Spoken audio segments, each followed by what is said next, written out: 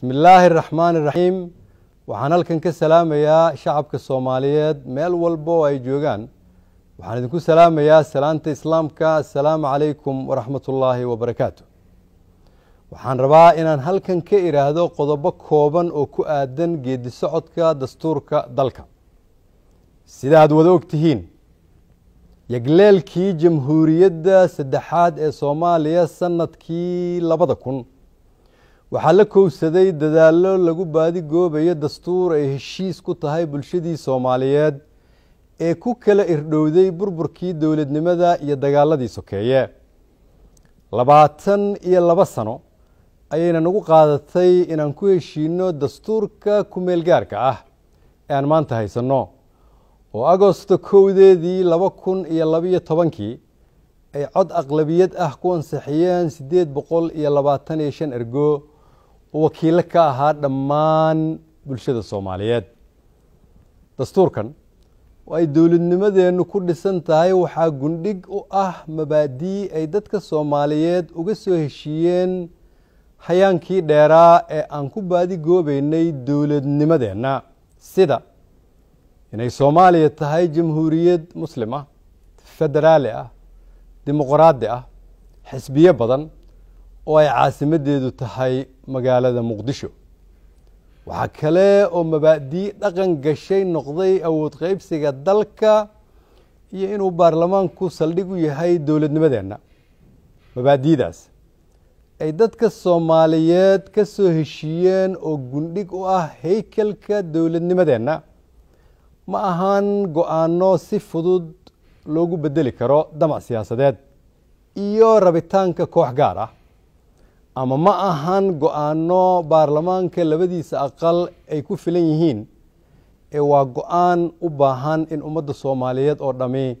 ay heshiis ku yihiin dastuurku waa heshiis ummadeed oo ka dhaxeeya dhammaan dadka Soomaaliyeed shacab iyo dawladba waxaana sharciyadiisa hirgelintiisa iyo kalsoonida lagu qababa go'aaminaya hanaanka loo marayo qabyatirkiisa dastuurkan ku meel gaarka ah wuxuu dhigayaa habraacyo qeexaya hanaanka loo marayo dib eegistiisa iyo dhamaystirkiisa in la bedelo 45 qodob iyo 97 faqradood la soo kordhiyo 19 qodob iyo 94 faqradood oo aan ku jirin dastuurkan ku meel gaarka ah la tiro 3 qodob iyo 26 faqradood oo horey ugu jirtay dastuurkan ku meel gaarka ah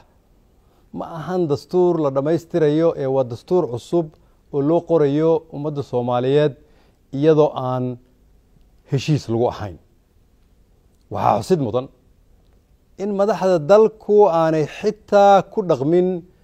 habraaci ay sida sharci darrada ah u ansixiyeen way qorayaan dastuur cusub iyadoo uusan xitaa koorumka baarlamaanku dhamaystirnayn isticmaalayaanna habraacyo cusub oo aan la ansixin dastuurkana waafaqsanayn waxay ahayd inaan dadka iyo dalka waqtiga laga lumin oo juhdigan aan miro dhalka ahayn loo weeciyo arrimaha mudnaanta u leh dib u eegista iyo dhamaystirka dastuurka ee u baahan heshiis siyaasadeed oo dhab ah sida hanaanka federaalinta maaliyadda dalka wadaagga khayraadka dabiiciga ah federaalinta garsoolka jinsiyadda Soomaaliga awood qaybsiga dawladda federaalka iyo dawlad goboleedyada u dhaxeeya maqaamka caasimadda iyo in la yagleelo golaha adeega garsoorka iyo maxkamadda dastuurka si ay dawladnimadeenu u saldhigato dawladnimada Soomaaliya waxaa maanta tabasho uga maqan Somaliland halkii ay shacabka Soomaaliyeed sugayeen in Somaliland laga qanciyo tabashooyinka ay qabaan si ay qayb uga noqdaan geedi socodka dawladnimadeena waxa ayaan darro ah inay madaxda dalku ay maanta kala dhantaalayaan Soomaalidii ku wada joogtay heshiiska siyaasadeed oo gaarayaan go'aano waaweyn oo taabanaya haykalka dawladnimada iyo arrimaha masiiriga ah ee dalka iyadoo dowlad goboleedka Puntland aanay qayb ka ahayn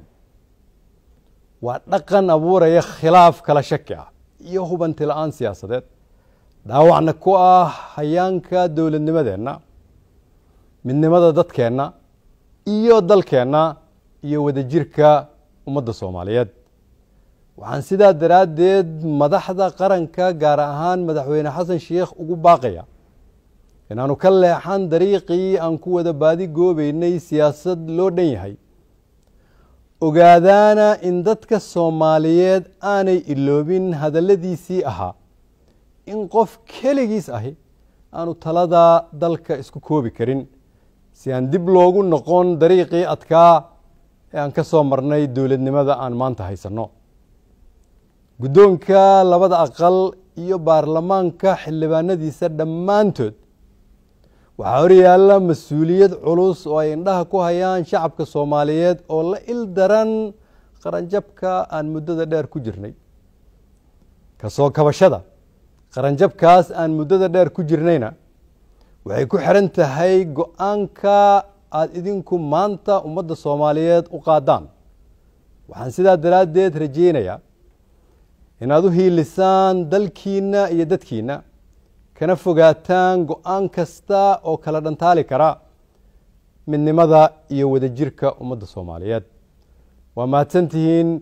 wassalaamu calaykum waraxmatullaahi wabarakaatuh